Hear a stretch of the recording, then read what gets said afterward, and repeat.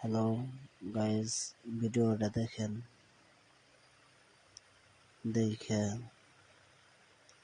Share করবেন আপনাদের বন্ধু বান্ধবের কাছে। যদি কেউ টাইলসের কাজ করাতে চান তাহলে স্ক্রিনে নাম্বার দেওয়া থাকবে,